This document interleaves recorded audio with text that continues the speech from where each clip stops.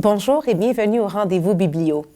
Notre émission d'aujourd'hui va prendre la forme d'une discussion centrée autour du livre Savoir-faire, histoire, outils et sagesse de nos grands-parents, un livre qui est décrit comme étant un guide pratique qui tend une main entre les générations.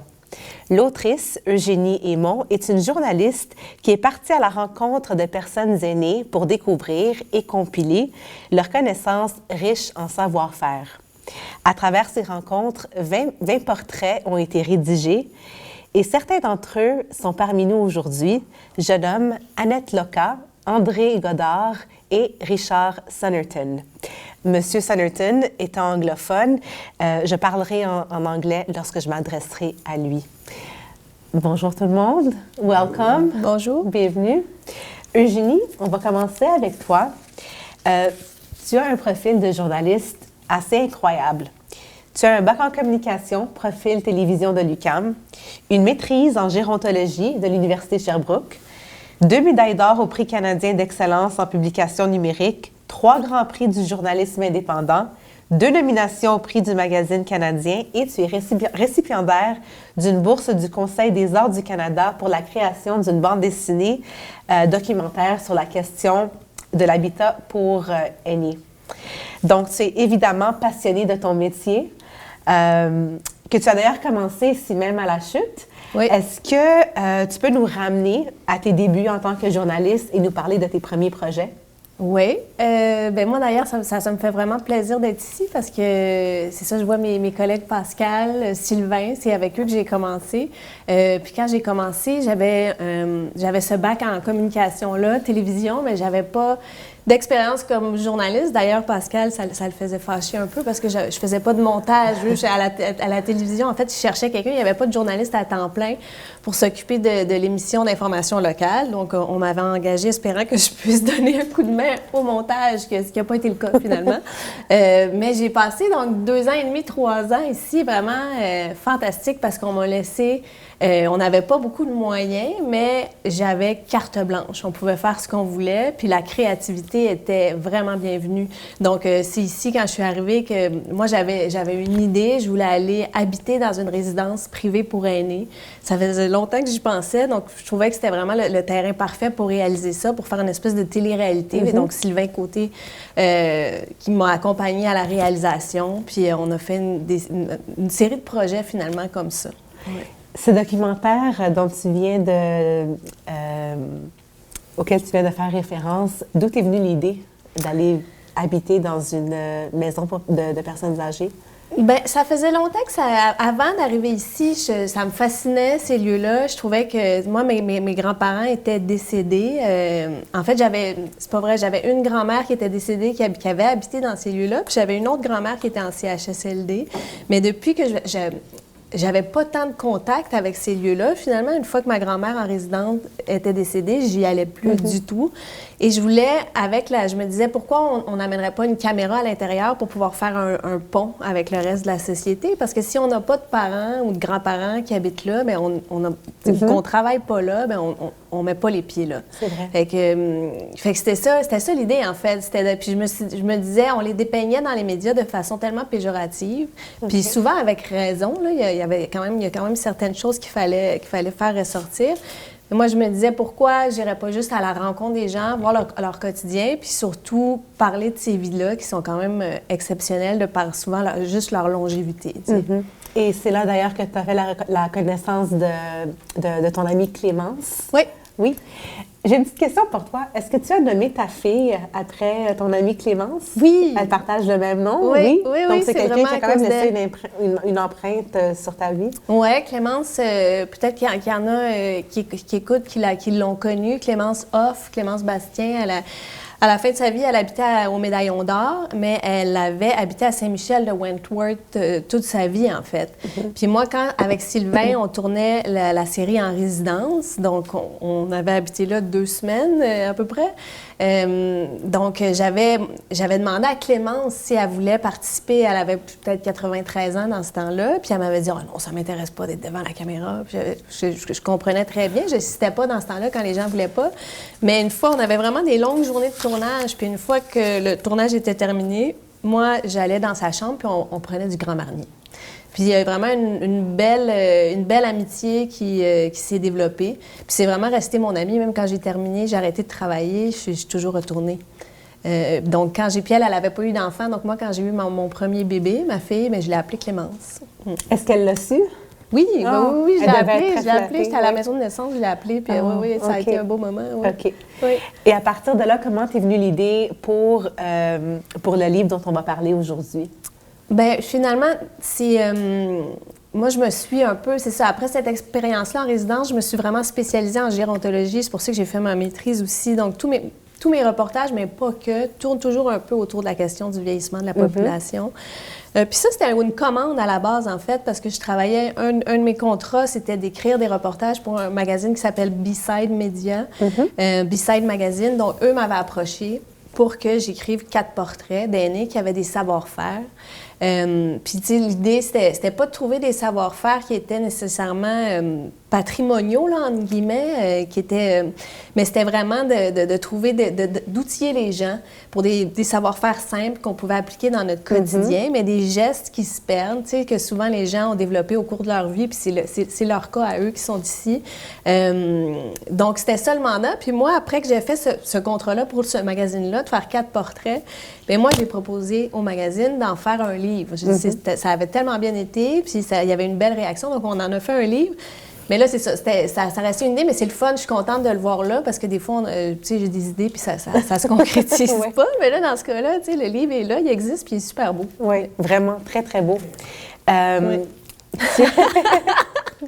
Donc, c'était à la recherche d'aînés qui accepteraient de t'ouvrir leurs portes en pleine pandémie.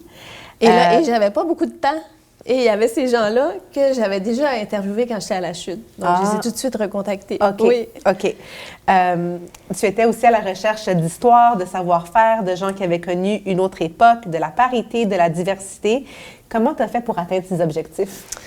Ça a été très complexe. C'est ça, parce qu'il y avait la pandémie. Tu sais, même Richard, c'est ça... she's asking me Nadia is asking me how I found the people I interviewed for the book. And I said it was complicated because there was the COVID and people didn't want to open their doors to receive. No. Yeah. Were you afraid with the COVID when I asked you to come into your house? No, because I think we were pretty much outside most of the time. It was in summer. J'ai demandé à outside Richard. is It was okay, yeah. J'ai demandé à Richard, parce que c'était un bon exemple, tu sais, il y avait comme une certaine réticence parfois à me laisser entrer parce qu'il y avait la COVID, puis c'est ça, moi, les gens que je connaissais pas étaient... Pourquoi ils auraient accepté? Surtout que le livre n'était pas paru encore, donc c'était pas nécessairement...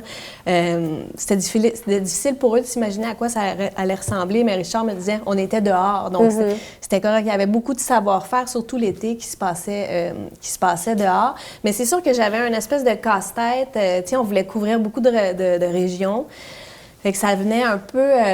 ça a été complexe parce que, par exemple, si j'avais quelqu'un qui savait faire des courtes pointes, comme Annette, elle aurait pu nous parler de courtes pointes dans le livre. Finalement, ce qui nous explique, c'est comment faire un jardin propice aux pollinisateurs, parce que dans mon casse-tête que j'avais ce trou-là à combler aussi. Fait que on voulait parler de maraîchage, puis j'avais déjà des courtes pointières en Nouvelle-Écosse. Donc, c'est vraiment ça. C'était vraiment un casse-tête. Puis après ça, moi, ça a été une partie de pêche, de lancer des perches, puis de voir si les gens allaient répondre. Tu sais, moi, mon rêve à la base, c'était de me rendre sur le terrain, puis de cibler des gens sur le terrain. Mais là, avec la pandémie, puis les coûts liés au projet, parce qu'il y avait des photographes qui m'accompagnaient, c'était compliqué de faire ça comme ça. Donc, il fallait tout que je fasse au téléphone. OK. Oui. Annette, André, est-ce que vous aviez des réserves par rapport à recevoir Eugénie dans votre environnement en temps de pandémie? Non. Non. Mais je pense, Annette, c'est plus que vous ne saviez pas à quoi vous attendre. Quand vous avez vu le livre, là, vous avez été surprise. Bien. Je suis quelqu'un quand même méfiante, tu sais, là. OK. Tu sais, là, de se laisser dire des choses puis être réaliste, là, il y a une petite nuance. Et puis c'est pour ça que la première fois qu'elle était venue, elle interviewait mon mari, mais moi, je n'ai pas avancé. Elle est partie chez l'esthéticienne. Elle a dit, moi, non, j'annulerai pas mon rendez-vous pour ça. Elle voulait parler à André. Mais vous l'avez apprivoisé finalement. Oui, finalement, j'ai dit à Annette, je vais revenir. Donc, je suis revenue. Souvent, c'est ça que je faisais. Je le faisais en plus qu'une rencontre pour qu'il y ait un lien qui se crée. OK. Ouais. Mais c'est une bonne expérience. bonne expérience, mais assez interviewé, nous faire une approche, on va dire, à nous. Pour m'approcher, là, comme je pourrais dire, c'est un petit côté farouche, puis elle m'a bien apprivoisé. Dans le livre, il est écrit que vous vous êtes donné le défi de vivre de la culture de légumes produits en grande quantité, sans produits chimiques ni intrants. Oui. D'où vous est venue l'idée d'adopter ce mode de vie en 1975? Oui, c'est les expériences que j'ai faites dans mon jardin qui m'ont permis de pouvoir produire sans avoir d'intrants pour mettre du poison, ces choses-là, puis que j'ai réussi. Puis j'ai essayé à plusieurs jardins que j'ai faits, puis j'ai tout réussi. C'est là que j'ai décidé de m'en venir sur une ferme. Quand je demandais aux cultivateurs pour faire des légumes sans produits chimiques, puis c'était non partout. Parce que dans les années 1970, il y avait un retour à la terre, mais ils n'étaient pas nombreux. Vous n'étiez pas nombreux à ne pas utiliser de pesticides puis d'insecticides. Très peu. Mettons, on était une vingtaine dans la province, c'était au plus. Mais il y en avait plusieurs cultivateurs qui n'ont pas exagéré dans les produits chimiques. Il y en avait quasiment dans chaque paroisse. Et avec l'expérience des vieux, de ceux que j'ai connus, ils venaient à bout de faire, de produire sans trop de difficultés. Mm-hmm. Puis Annette est même allée à l'école pour ça. Ouais. Vous êtes même retournée à l'école. Bien, quand que CFAM, c'est ça, le Centre de formation agricole à Saint-Sco, qui a ouvert maintenant ces choses. J'ai commencé dans la première... ça a été là quand j'ai eu la première... Oui, la première année, parce que c'était quand même la même chose qu'une année scolaire, tu sais, de commencer au mois de septembre, en juin, quand on est en agriculture.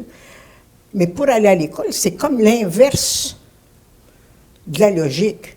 On arrive au mois de juin, au mois de septembre pour commencer. C'est le temps des récoltes, mais pour commencer à l'école, c'est comme juste l'inverse. Oui. Quand on finit l'école, on a fait les semis, mais on ne peut pas les récolter. C'est comme récolter avant d'avoir semé. Ouais. C'est vrai que c'est... Puis c'était le défi, comme j'ai dit. Ouais, j'avais un de mes fils qui voulait décrocher un petit peu. Fait que, c'est pas l'exemple, on va dire. Oui. C'est pour ça que j'ai retourné à l'école, mais de commencer à l'école, là, quand même... une journée d'école, puis qu'en revenant, tu as ta famille, puis tu as la ferme. Oui, c'est tout un horaire, oui. C'est tout un horaire. Oui. On vous surnomme tous les deux les équilibristes du maraîchage. À quoi devez-vous ce surnom? C'était un peu parce qu'on réussissait à produire, puis assez en grande quantité. Parce que beaucoup de gens étaient idéologistes, puis c'était des professionnels. Puis ils ne croyaient pas qu'on pouvait produire tant que ça. Oui, de produire puis d'en vivre aussi, c'était ça qui était difficile. D'en vivre. Au début, j'étais obligé de mixer pas mal de construction avec. Parce que quand même, à cette époque-là, tu sais, aujourd'hui, bio, on va dire que c'est une mode. C'est pas juste une mode, c'est une façon de vivre. Oui. Et dans ces années-là, le fait d'être bio, il faut l'être vraiment... Il ne fallait pas avoir l'eau courante dans la maison. Tu avais des gens qui, quand même, ne pensaient pas qu'on pouvait vivre, être habillés comme on était habillés normalement. Tu sais, là, vous étiez des pionniers, en quelque sorte. Hein? Pardon, j'ai pas... Des pionniers? Vous étiez comme oui, des bien. Pionniers. Il y en avait d'autres, mais quand même, me dire une chose. Pour notre petit domaine, là, c'était... Puis de décider de s'en aller sur une ferme, là, à l'âge de 40 ans, là. Premièrement, les parents, moi je parle de mes parents qui n'étaient vraiment pas d'accord parce qu'ils étaient agriculteurs, mais de s'en aller, laisser la construction pour s'en aller travailler sur la ferme. Avec des taux d'inflation élevés. Hein? Oh, les années 80 ont été très pénibles. C'était très dur, là. Quand les intérêts ont monté jusqu'à 22, 23. Pour la terre, pour payer la terre. Pour payer, bien, c'était des... Pour vivre. C'était pas le prêt de la terre directement, mais indirectement, les prêts qu'on faisait pour acheter de la machinerie ou autre chose. 22 d'intérêt. On a eu jusqu'à ces prix-là. Richard, where does your passion for knives come from? I've no idea. All I know is I've been fascinated by them all my life. And I did see a movie, it was in the 1950s, which was about the Bowie knife and James Bowie, the most famous knife of all. And I really, really wanted one. But growing up in Ireland, there was nowhere I could buy one. So when I started my apprenticeship as a mechanical engineer, they taught me how to shape metal using hand tools and machine tools. So I made myself one, and it turned out to be pretty good. So I just kept making them, and I'm still making them. That was 60 years ago. Wow. So that's quite impressive. In fact, you brought one here with you. Well, I think that part of it was Eugenie's interest was in the skill of sharpening a knife, which seems to be lost. You know, people just keep buying cheap knives and throwing them out. So I brought this steel and our kitchen knife. It's so simple.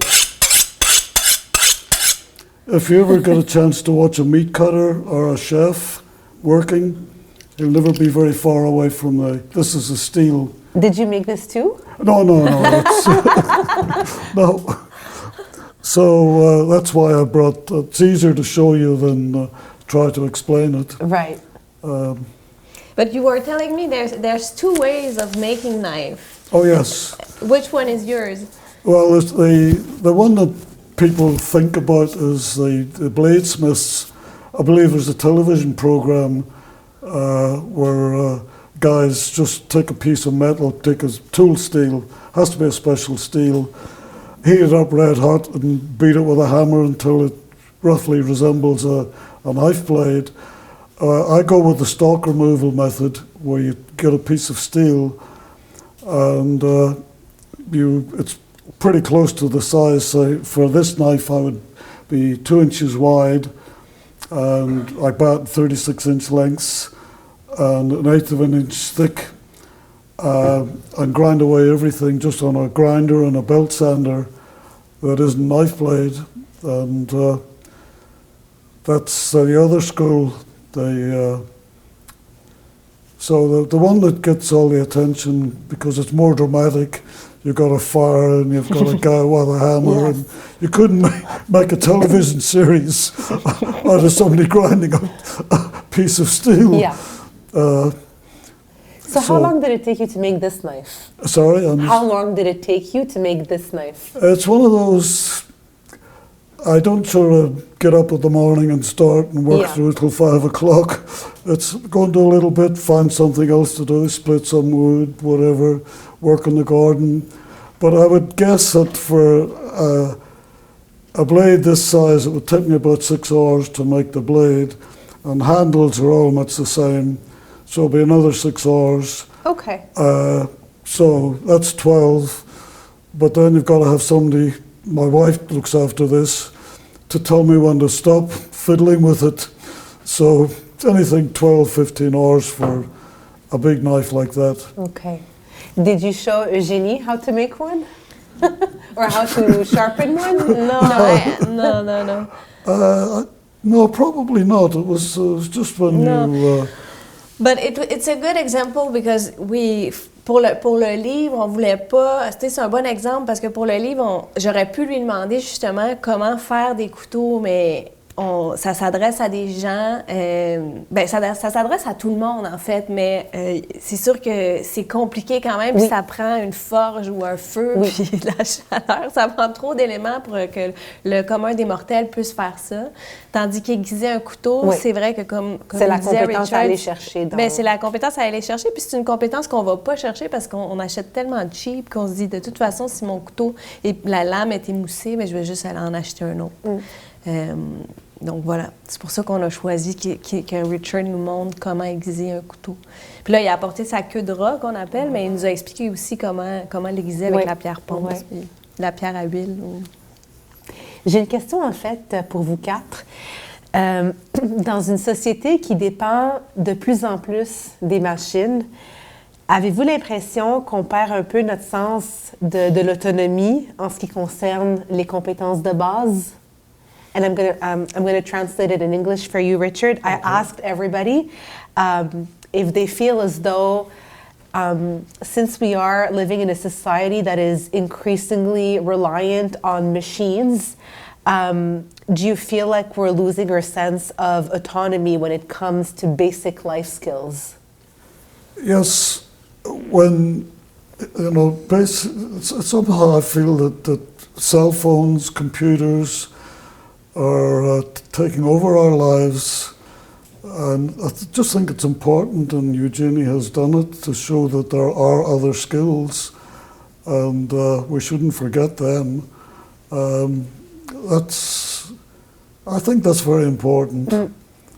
Anything you lose is sort of unfortunate. Quand j'avais rencontré Richard la première fois, il m'avait dit, avant de le quitter, il m'avait dit, en espérant que les jeunes comprennent qu'il y a autre chose que leur téléphone, tu sais, dans le monde. Puis, effectivement, quand dans son cas, tu réalises un couteau de A à Z, puis qu'à la fin de ta journée, t'as quelque chose de concret, c'est vrai que c'est satisfaisant. Oui, que tu as fait avec tes propres mains aussi. Oui, mais moi, ce que je trouve dommage, c'est que dans notre système d'éducation, on n'enseigne pas ça, tu sais. On sait même pas qu'est-ce qu'il y a à l'intérieur des murs de notre maison, fait qu'on est complètement dépendant. Tu parlais d'autonomie, mais c'est un peu ça, tu sais. On l'apprend pas à l'école, on valorise pas ça dans notre éducation, donc on sait plus rien faire. Oui. Annette, André, qu'en pensez-vous? J'aime mieux d'avoir fait ça. Ce qu'on a fait à cette époque-là, c'était bien.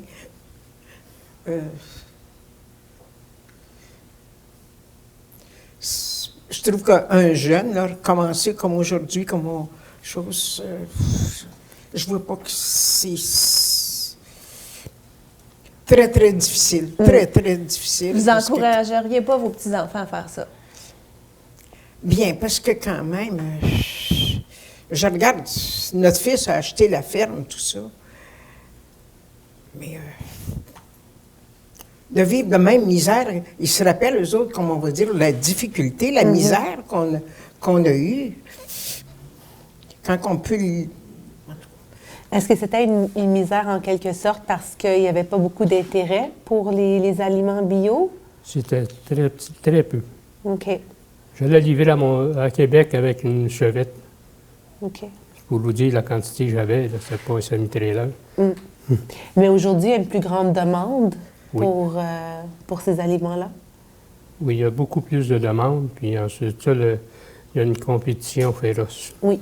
Mais il y a un côté qu'on va dire, c'est peut-être plus apprécié. Puis les gens ont plus de connaissances. Ce que j'ai dit tantôt, de penser parce qu'on cultivait bio, qu'on était dans ce domaine-là, c'était comme si on était vraiment arriéré de voir qu'on ne pouvait pas avoir l'eau courante et avoir une toilette. Hey, de se faire dire ça, là, c'était vraiment, on va dire, de nous humilier dans un sens. Tout ça, tu sais, c'est comme si qu'on n'était pas dans le monde réel. Vous étiez avant-gardiste, je pense. Oui, vraiment. J'étais avant-gardiste, puis ensuite, on a été élevé. Moi, chez nous, je me rappelle qu'on était à la longue. On allait chercher l'eau à la rivière pour les animaux, puis pour le lavage. Après ça, on avait un puits à une couple d'arpents de la maison qu'on allait chercher une chaudière d'eau. Mais quand vous êtes 16, 17 dans la même chaudière pour boire, elle baisse vite. Mais c'est ça, mais tu sais, sans avoir à notre, sans aller s'acheter une terre puis essayer de vivre de ça, quand même être capable de cultiver ses légumes pour en faire un peu. Quand même, Richard a un jardin puis il en fait pour sa consommation. Tu sais, si on peut avoir... puis c'est ce qu'il m'expliquait aussi. Tu sais, Richard, you were telling me it's good to know how to do a bit of everything. So if you have to survive, you can. Autonomy. That's my religion. Yeah. Because Annette, yeah. It really, it's just so important to be able to do as many things as you can by yourself. You can't do it all, but try to learn as much as possible and specialize in whatever somebody will pay you for doing. That's Donc, Richard explique que l'autonomie, c'est sa religion. D'être capable d'apprendre c'est ça. à faire un peu tout pour être capable de se débrouiller puis d'avoir la curiosité de le faire. Bon, là, j'extrapole. Mais honnêtement, autant comme... On va parler de notre génération. Je vais parler où ce que c'est qu'on a... Mais d'avoir vu, tu sais, en parlant avec les jeunes, de penser, c'est pas si vieux que ça, tu sais, que l'électricité est arrivée, les autos, l'avion... puis là, on est rendu avec une technologie, qu'on va dire, justement... Moi, j'appelle ça d'être rendu à Python. Ils veulent savoir quelque chose, ils ont juste à peser sur le Python, tu sais, pour trouver tout ce qu'il y en est pour savoir comment le faire. Tandis qu'on avait à se débrouiller avec ce qu'il en était. Pour ça, quand on a acheté la ferme, c'était dans le but, on a 5 enfants.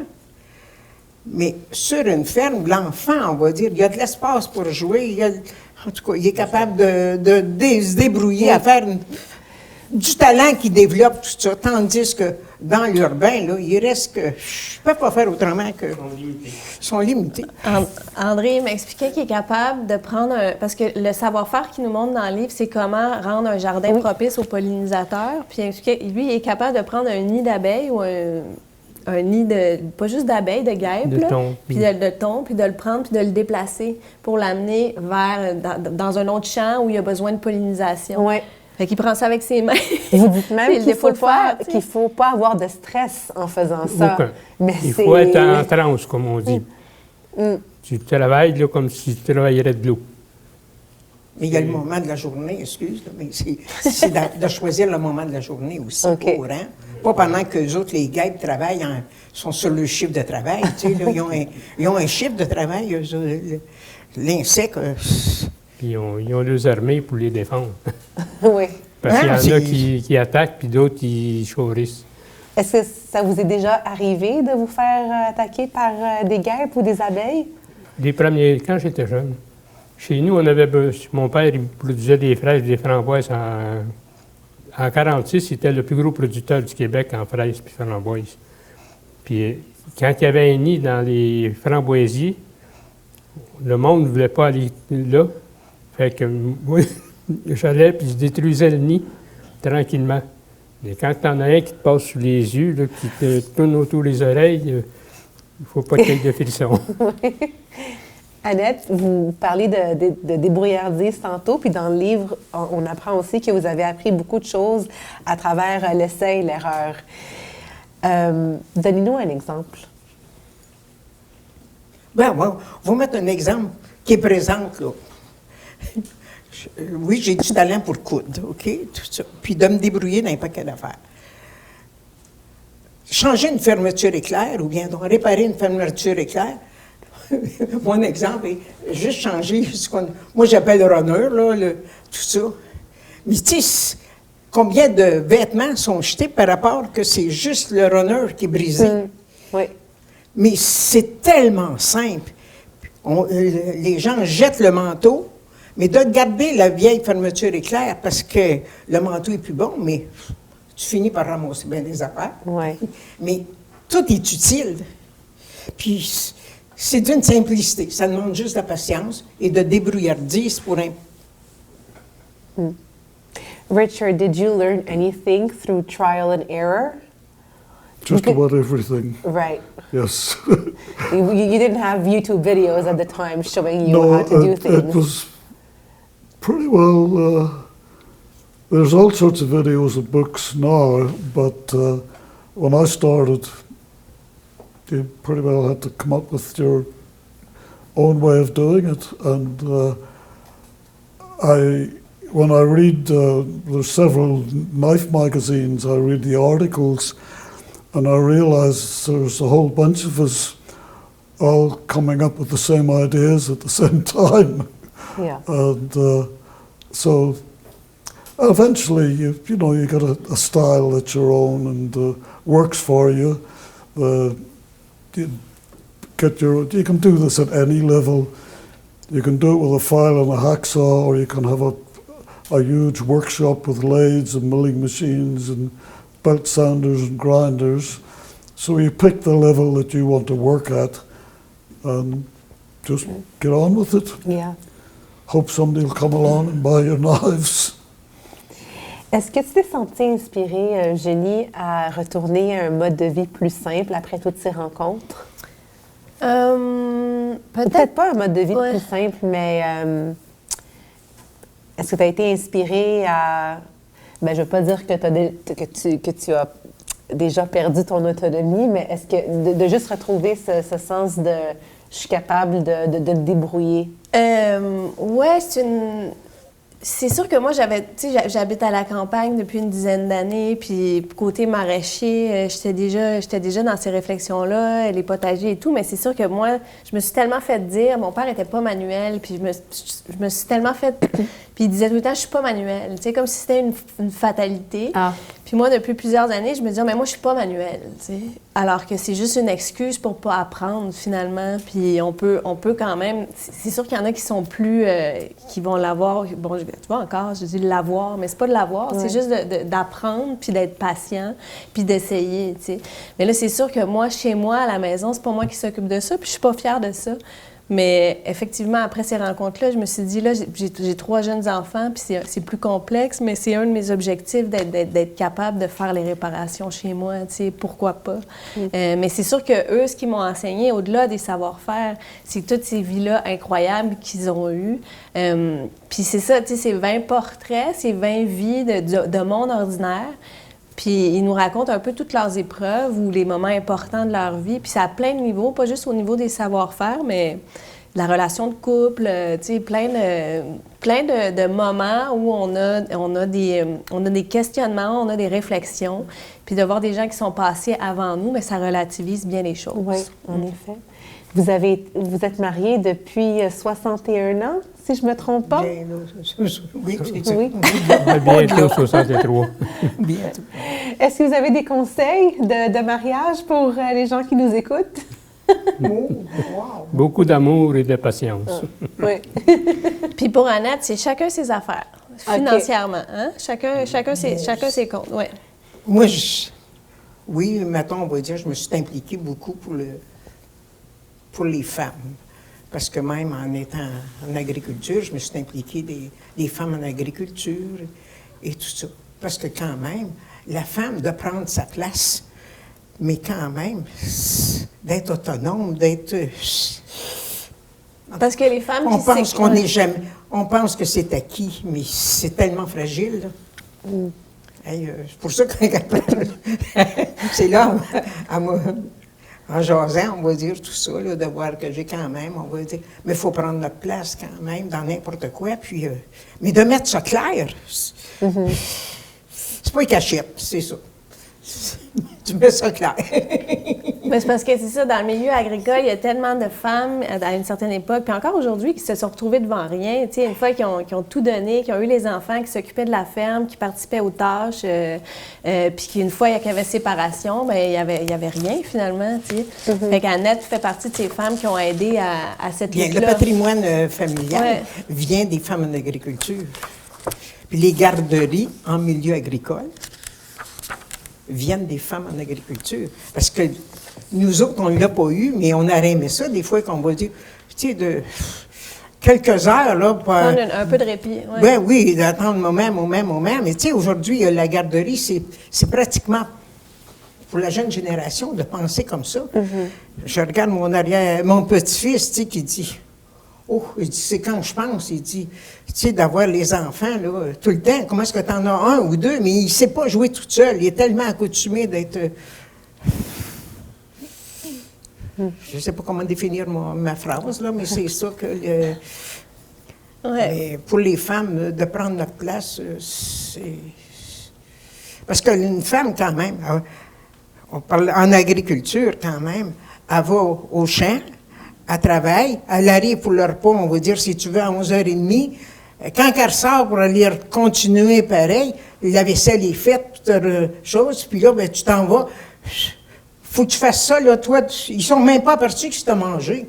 Oui, puis c'est qu'Annette, aujourd'hui, même si ça fait plus de 60 ans qu'ils sont ensemble, mais financièrement, c'est séparé, elle a ses propres affaires, puis c'est important pour elle. Ça fait partie de son indépendance, tu sais. Mais ça aussi, je trouve, tu sais, elle prend rien pour acquis. Ouais. Bien non, parce que quand on a vendu à terre, quand même, c'est ça.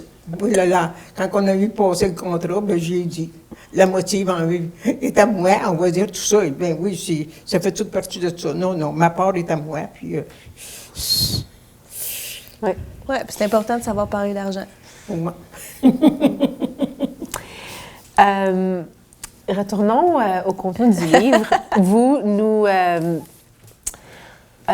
Il y a une section qui est dédiée à des conseils pour créer un jardin propice aux pollinisateurs.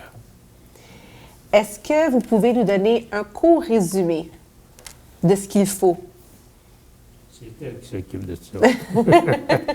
C'est des fleurs qu'il faut planter dans le jardin pour les attirer. Oui. Mais un jardin, là, c'est pareil comme l'humain. Tu as des amis et tu as des ennemis. Il y a des plantes qui ne sont pas compatibles. C'est-à-dire? C'est-à-dire que ne mets pas des oignons aux côtés des haricots. Ah, C'est OK. 2 ennemis. Les oignons et les haricots, 2 ennemis. 2 ennemis. OK? Par rapport que l'haricot n'aura pas de récolte. OK. Puis, mais ils vont être dans le jardin pareil, mais il ne faut pas qu'ils soient aux côtés. À côté, OK. Ça fait partie de l'humain. C'est autant comme mettre des fleurs, parce que pour la pollinisation, les plantes ont besoin de pollinisation. Mais tu as moi j'appelle ça les tagettes qui vont pour les fleurs jaunes, parce qu'un piment, c'est pas une fleur qui est attirante pour l'insecte pour venir polliniser. Fait que si tu y mets une tagette, des fleurs jaunes, on va dire, c'est ce qui attire l'abeille pour venir polliniser.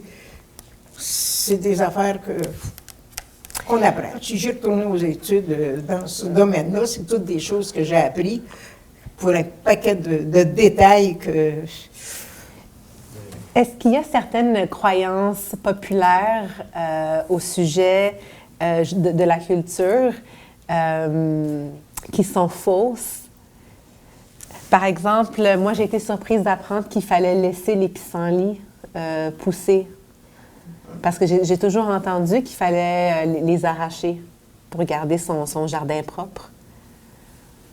C'est un mythe, ça. Le monde veut avoir la beauté rien du gazon. Ils ne veulent pas avoir le mix de tout ce que la nature nous donne.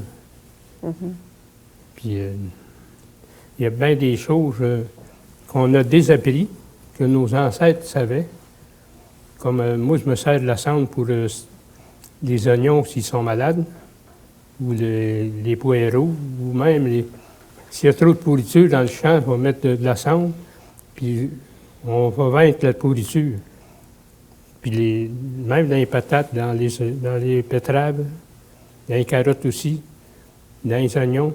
Mais la première expérience que j'ai faite, ça a été dans les oignons. Parce que en 2000, j'ai perdu ma récolte d'oignons à cause du mildiou. Puis en 2005, j'avais un champ il y avait peut-être la moitié de la pièce qui était une petite baissière. La même chose s'est produit. Puis là, je me demandais tout quoi c'est que je pourrais faire. Puis, dans les réflexions nocturnes de la nuit, il dit, si je mettrais de la cendre, ça chasserait la terre. Bien, au lieu d'avoir des oignons pourris, j'ai eu des oignons qui étaient le double de la grosseur des autres. Et ça, anciennement, la cendre servait d'engrais pour les fermes. OK. Puis, les oignons, c'est le même. Les poireaux, il y avait un ver qui s'attaquait à ça. Je l'ai réussi avec ça. Dans toutes les choses, j'ai trouvé que ça avait sa place pour un certain moment dans l'année. Eugénie, est-ce que tu te sens plus outillée après avoir fait tes recherches pour ton livre? Outillée outillée, c'est comme je disais, parce que par rapport à la vie en général, oui. C'est tous les gens qu'il y a dans le livre, j'y pense régulièrement, des phrases, des expressions qu'ils ont eues, puis ça m'accompagne, comme je disais, au-delà des savoir-faire, parce que je peux pas tous les mettre en pratique tout le temps. Mais c'est beaucoup des conseils, des postures par rapport face à la vie qui me servent au quotidien. OK. Dans ton introduction, j'ai lu que tu t'es souvent fait poser la question pourquoi est-ce que tu t'intéresses aux personnes aînées, puis que tu trouves que c'est une question étrange, mais je vais quand même te la poser, pas avec un sous-entendu que c'est un champ d'intérêt cocasse, mais avec la même curiosité avec laquelle je demanderais à un pilote pourquoi il s'intéresse aux avions. Bien, je pense parce qu'en tant que journaliste, d'abord, on n'en parle pas assez, puis on leur donne pas la parole. Donc, si on en parlait plus, puis on en parlait adéquatement, puis il n'y avait pas autant d'agisme, peut-être que j'en parlerais, cet intérêt-là ne serait pas aussi développé. Il y a ça d'abord. Mais je remarque aussi que dans tous mes reportages, ce qui m'intéresse, c'est ce qu'on appelle la continuité historique. C'est de faire toujours un pont entre le... Parce que c'est pas juste le passé pour le passé. Je m'intéresse pas à... J'aime pas tant l'histoire en tant que telle. J'irai pas fouiller des archives puis essayer de trouver, des documents anciens. Là, c'est pas tant, c'est comment ça résonne dans notre présent. Tant que j'arrive à trouver le filon puis à faire un lien avec le présent, puis ça permet toujours de comprendre d'où on vient pour regarder en avant. Fait que c'est toujours ça, c'est toujours ces allers-retours-là entre le passé puis le présent. Puis à chaque fois... C'est ça. À chaque fois, je suis tellement contente parce que je le sais pas. Tu sais, là, c'est ça, c'est toujours stressant aussi un peu parce que c'est des êtres humains. Puis la vie étant ce qu'elle est, bien, ça finit à un moment donné. Fait que, tu sais, je sais jamais si la personne que j'appelle, bien, puis ça faisait partie, tu sais, des fois, ils peuvent pas, non, j'ai un rendez-vous à l'hôpital, non, tu peux pas venir maintenant. Il y a ça beaucoup, puis il y a la mort qui est omniprésente, tu sais. Fait que je pense que d'en parler aussi, de parler des personnes aînées, ça vient avec inévitablement parler de la mort, puis c'est pas triste, c'est juste ça fait partie de la vie, mais on n'en parle pas assez. Fait que c'est ça, puis c'est tout ça. Ouais. OK. Richard, were you happy when you heard about Eugénie's project for the first time? Yes, I was very interested in it and was pleased that she included me in it. And yeah. Do you agree that there's not enough emphasis on, for lack of a better word, older traditions? I don't even think of them as older traditions. I think they're very important parts of life. Right. And should not be Forgotten. It's ignored or forgotten. It's pretty well. We've spent thousands of years learning all this stuff. Let's not forget it. Right. Just because we have a bunch of computers and cell phones and water bottles. Don't forget water bottles. Et vous, Annette et André, lorsque Eugénie vous a contacté pour vous faire part de son projet, est-ce que vous étiez content de savoir qu'une jeune femme s'intéressait à la façon dont des personnes aînées ont vécu et s'est intéressée à vos connaissanses? Oui, mais comme je dis, j'étais vraiment farouche. Je disais, pourquoi tu t'intéresses à ça? Ça me reste ce côté-là, tu sais, quand même. J'étais content comme ça. Mais je pense qu'Annette, jusqu'à temps que vous voyez le livre, vous ne compreniez pas trop pourquoi je faisais ça. Mettons, on va dire justement, j'avais vraiment pas compris. Oui. Tellement comme Mais ça a été le fun parce que quand le livre est sorti, j'ai appelé les gens, puis c'était beaucoup, tu sais, ils étaient tellement surpris, tu sais, que le résultat, ça soit ça. Ça a été un émerveillement, on va dire vraiment. Puis ce qu'elle nous a dit, c'est une personne très franche, parce que d'accord, comme je dis au commencement, j'étais comme méfiante, je reste sur ça. Mais quand même, après ça, de voir le volume qu'elle avait dit qu'elle nous l'envoyait, puis quand on l'a reçu, il y avait le lancement à Montréal, tout ça. Puis c'était vraiment un beau volume, puis ce qu'elle a écrit, très beau. parce que honnêtement, j'avais demandé pour si je pouvais lire. Ah oui, elle voulait lire avant de ce qu'elle voulait écrire, pour voir si je pouvais le lire avant. Avant que ça soit publié. Puis elle m'avait dit non. Mais je faisais confiance. Je voulais pas mais quand j'ai lu quand même tout ce qui en était, C'était une belle plume. c'est vraiment un gros merci. Puis après Ben, ça, merci bien à justement, j'en ai parlé à des amis qui n'ont acheté le livre, et puis moi, au fait, bien, on va dire, c'est ce que j'ai remis aux enfants, on va dire, le livre. Fait que c'est le cadeau, tout ça. Mais vraiment, je dis un gros merci, parce que c'est vraiment très bien. Le fruit de vos années de travail a été immortalisé dans ces pages. Richard, the fruit of your labor has been immortalized in these pages. So the fruit of all your labor has been immortalized in these pages. Did you imagine it would look like that, the book, or Really, you didn't think about it? Yeah. I didn't think about it. No, it was your book. You sort of, let's see what you do with it. Yeah. And it's excellent production. And as I say, the sentiment behind it is very important. And I hope it becomes a bestseller. I hope too. I'll see the movie when the movie comes out. Starring Sonnerton. One last question for you. Why does Eugénie refer to you as the philosophical knife maker? Well, if you mean philosophical, do I sit around thinking about the meaning of life? I don't think so, but, you know, I live in the middle of a forest, but I live with a psychologist, so some of her education must have rubbed off on me. Okay. Ben, c'est parce qu'il avait toutes ces phrases tout le temps tellement pleines de sens. Tout le monde, c'était tellement matière à réflexion tout le temps, chaque chose qu'il disait. Pour ça, le coutelier philosophe, oui. OK. Quels sont certains des commentaires que tu as reçus au sujet de ton livre depuis qu'il a été publié? Des gens qui ont participé ou en général? Les deux. Les deux. On dirait que je ne sais pas quoi te répondre, mais tu sais, ce qui est embêtant avec ce livre-là, c'est qu'il est tellement beau, puis c'est comme un format de table à café, que pour l'instant, j'ai l'impression que les gens, ils le donnent en cadeau, puis là, ils le déposent. Puis là, les gens peuvent le feuilleter, puis les gens n'ont pas encore lu. C'est sûr, j'ai eu, tu sais, dans les médias, on en a parlé, il y a eu des articles dans la presse, puis tu sais, il y a eu un bel accueil, mais je pense que là, les gens commencent à le lire. Puis moi, tu sais, c'est ça. Moi, c'est sûr que, comme je disais, il y a les savoir-faire. Bien, pour moi, les savoir-faire, c'était tellement compliqué.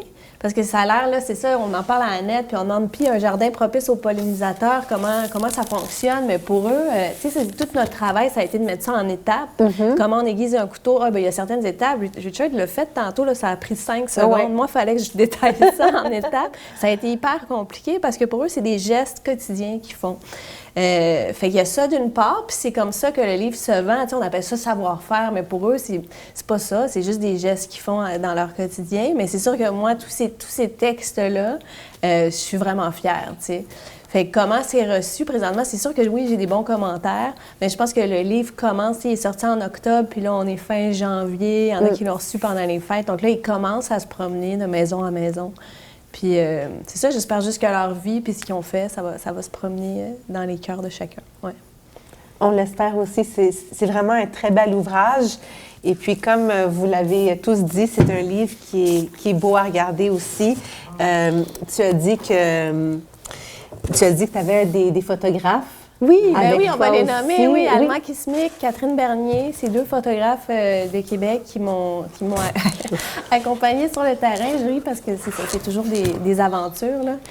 Ça a été des aventures parce que c'était drôle, tu sais, j'appelais les gens puis je disais, bon, Joe Albert à Lens-Saint-Jean, je m'en viens, Joe, je m'en viens vous visiter demain, mais tu sais, c'était tout le temps comme, ben oui, viens-t'en, mais tu sais, ils savaient pas à quoi s'attendre. Fait que des fois, soit ils avaient oublié ou, tu sais, je rappelais puis c'était tout le temps, même Annette, tu sais, j'arrive, je dis, ben je m'en viens bien. Là, finalement, j'arrive, puis elle s'en va chez l'esthéticienne. Elle n'est pas là.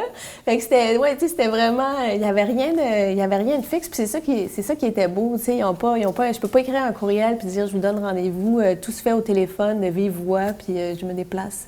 C'était beaucoup d'imprévus. Mais ouais, les photographes, pour en revenir aux photographes, ils ont fait un travail extraordinaire. Oui, vraiment. Ouais. C'est un super beau livre.